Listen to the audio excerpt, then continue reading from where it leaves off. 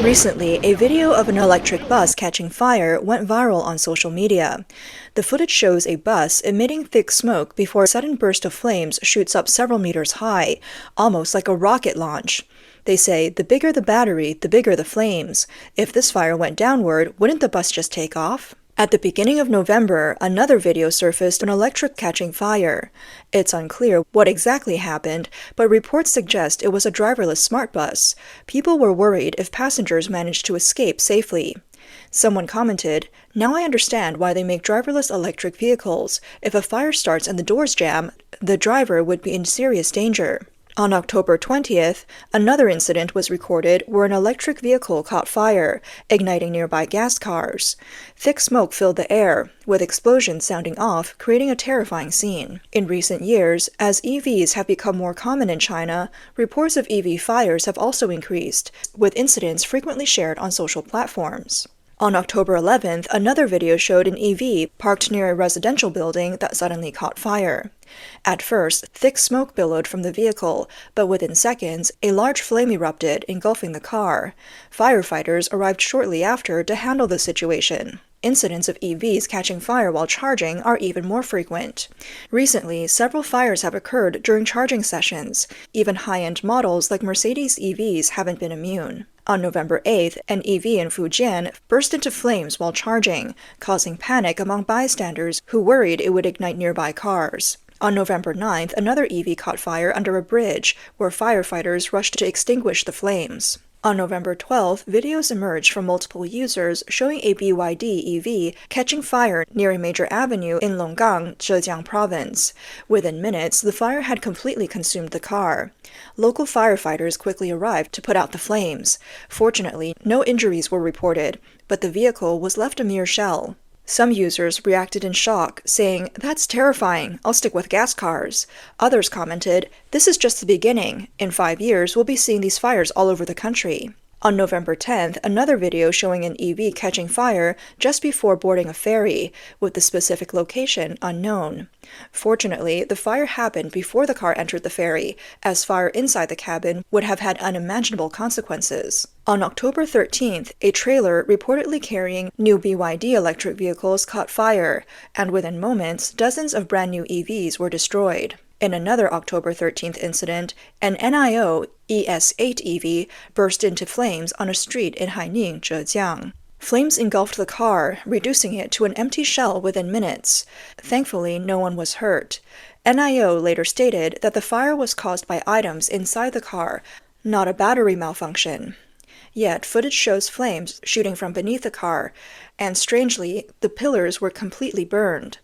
In previous incidents, the car frames usually remain intact. The fact that even these strong pillars melted shows just how intense the fire was. This particular ES8 model costs up to 500,000 yuan, making the scene even more shocking. Another incident involved an XPeng EV that somehow ended up in a ditch. As 2 rescue trucks attempted to retrieve it, the car suddenly caught fire. The driver, terrified, hurriedly escaped and ditched the burning car to prevent the tow truck from being destroyed too. Recently, another video emerged showing smoke filling a tunnel. Allegedly, an EV caught fire ahead, causing the tunnel to be closed and people to evacuate on foot. In September, an underground parking garage in Guangdong witnessed an EV fire that spread to nearby vehicles, with even the building itself sustaining damage. The loss reportedly amounted to millions, and the car's owner, 3 million yuan insurance, barely covered the cost.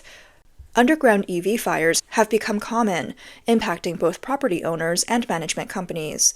This trend has led to some underground garages to prohibit EV parking altogether. On November 1st, Shenzhen implemented new fire safety regulations for underground parking of EVs. While these rules don't ban EVs from underground garages, they do impose limitations. Key provisions include locating chargers on the first or second basement levels, prohibiting charging stations below the 4th level, and requiring physical barriers between charging groups, with a minimum 6-meter gap between stations.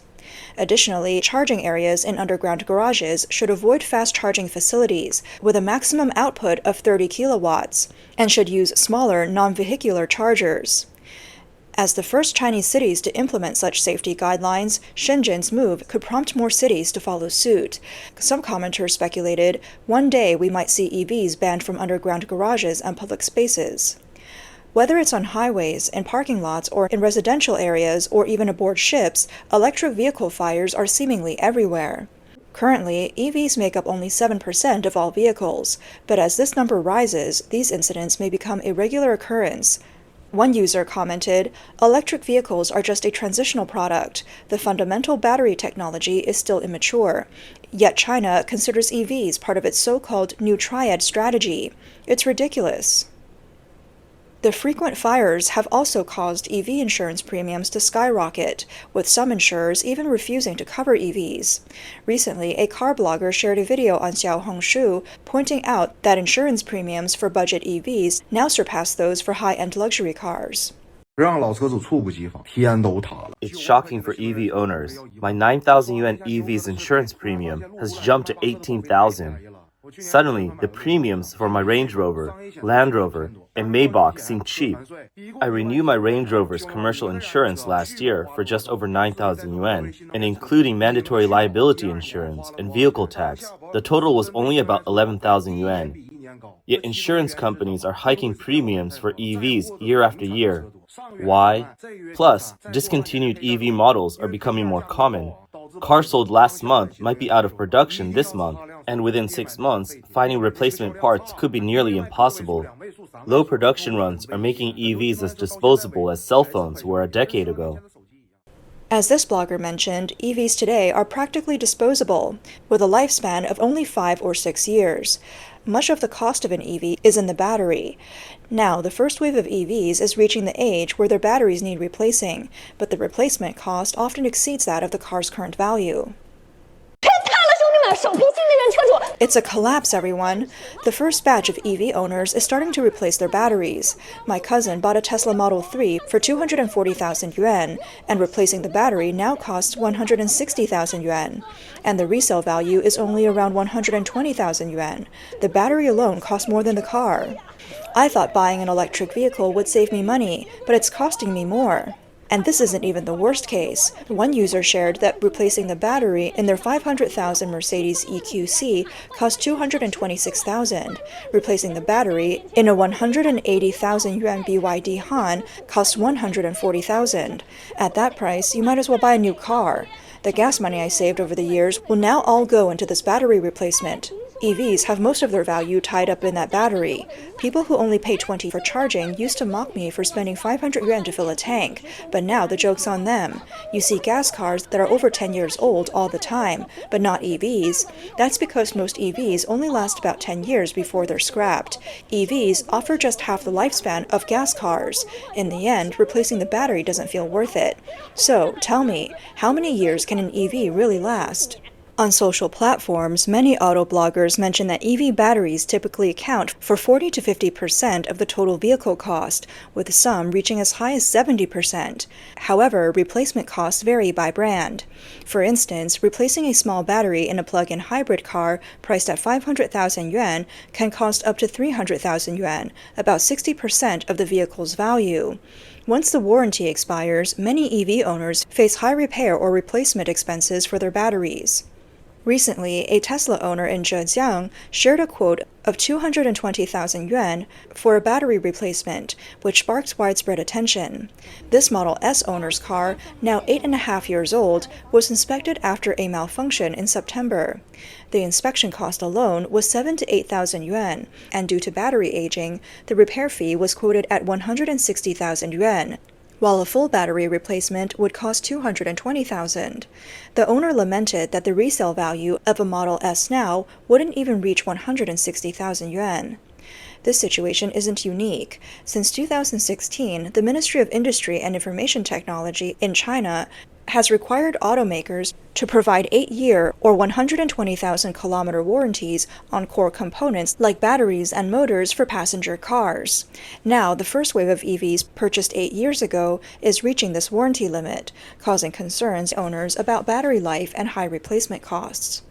Additionally, as competition intensifies and prices drop in China's auto market, EV prices from a few years ago have plummeted, making battery replacement costs even higher than the car's current value. Battery degradation has also drawn attention from EV owners. Recently, a report from China Automotive Testing Center revealed the extent of EV battery wear. The report presents battery data, such as Tesla's 2019 Model 3, which retained an 89.3% battery health after 116,000 kilometers. Meanwhile, the 2020 Li Auto 1 showed only 75.6% battery health after 103,000 kilometers. The report highlights that rapid battery degradation impacts vehicle operating costs and owner satisfaction, also limiting the range and performance of new energy vehicles. This sparked a flurry of reactions online. Some users noted that buying an EV from a well-known brand might be wise, seeing Tesla's quality holding up. Others expressed shock, questioning whether Li Auto 1 is even worth buying. Concerns arose about the high cost of battery replacement, with some saying it could lead to financial ruin. The report also points out that while ultra-fast charging is convenient, it harms battery health. Tests show that high-rate charging accelerates battery wear, leaving owners torn between convenience and battery life. This issue shows how buying an EV has its pitfalls, especially given the current limits in battery technology. Curiously, Huawei's leading position in the EV industry wasn't even mentioned in the report, sparking some conspiracy theories. One commenter hinted, perhaps their influence is too powerful to mess with. The report quickly faded from online platforms, with little information now available. It's not surprising, given that new energy vehicle development is part of a national strategy. Allowing reports that deter citizens from buying EVs would go against the party line. Misleading range claims are another widespread issue. Often, the labeled battery capacity far exceeds the actual capacity. For example, a manufacturer may advertise a range of 600 kilometers, while the real range is only around 400. Such exaggerations mislead and harm consumers who trust the displayed range information. Videos of EV owners pushing their cars have been widely shared on social media, creating both a humorous and pitiable spectacle. Some joked EVs save fuel, save electricity, and only consume 10 steamed buns per 100 kilometers. Another commented, EVs not only save fuel and electricity, but they also provide exercise. They can't handle heat, can't handle cold, and can't be bumped or criticized. That's the EV way. This comment about not criticizing EVs feels apt. Recently, BYD filed a lawsuit against the blogger Longge Talks EVs and his associated accounts, which stirred up significant debate. BYD alleges that Longge repeatedly published false statements on platforms like Douyin. BYD demands legal compensation and retractions. The blogger, who claims to have a decade of experience with EV repairs, frequently posts about common issues that he encounters at his workshop. On November 2nd, he posted a video in response. 大家好，我是龙哥讲电池的龙哥。 Hello, I'm Longge from Longge Talks EVs. I'm just an average guy running a small repair shop, fixing EVs to make a living.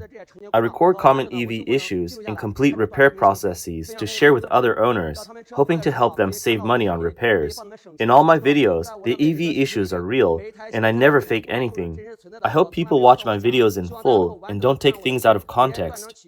A Chinese journalist reviewed publicly available information, noting that BYD has filed 4 lawsuits against 5 automotive bloggers this year. So far, 5 car companies have taken legal action against a total of 9 bloggers, including some with large followings. For instance, Old Dong's Car Talk, with 1 million followers, faced a 1 million yuan lawsuit from Li Auto, while Xiaoniu Talks Cars, who has over 5 million followers, was sued by NIO, resulting in a 600,000 yuan compensation and a 90-day public apology. In response to this wave of lawsuits against bloggers, industry insiders describe it as an earthquake. Auto reviewer Yang Kai-ran explained in an interview that automakers paying for positive reviews or using influencers to criticize competitors is an open secret. However, as profits decline and competition intensifies, some companies are taking aggressive action to protect their reputations through lawsuits. Yang Kai-ran observed that this approach is a departure from how car companies previously handled negative commentary from bloggers. Companies would often settle privately or negotiate content removal, particularly with influential accounts. Now, it's rare to see such open conflicts between car makers and media influencers. This shift feels like an earthquake for auto reviewers. Yang noted that lawsuits are not only cheaper than public relations, but they also send a direct message to other bloggers. This aggressive approach from automakers has left the industry shaken and nervous. Bloggers are in a weaker position compared to car companies. If companies are overly strict about external criticism, they risk silencing constructive feedback and limiting consumers' access to honest product reviews. This approach seems to ignore consumer interests altogether. Some draw a parallel between these tactics and the Chinese government's approach to silencing dissent. Rather than addressing issues, the focus is on silencing those who raise them. In a candid comparison, a gas car owner summarized the differences. Your insurance costs 9,000 yuan, mine costs 3,000. Your battery costs 98,000. My alternator costs 200. After 6 years, you're replacing either your battery or your car, while I'm still driving mine for another 6. Your service costs 2,000 yuan at the dealership, mine is 400. A tire replacement costs you 1,300, mine is 500. While you're lining up at charging stations, I'm already home. In case of a serious crash, you might go up in flames, but I'll be there to take you to your final ride.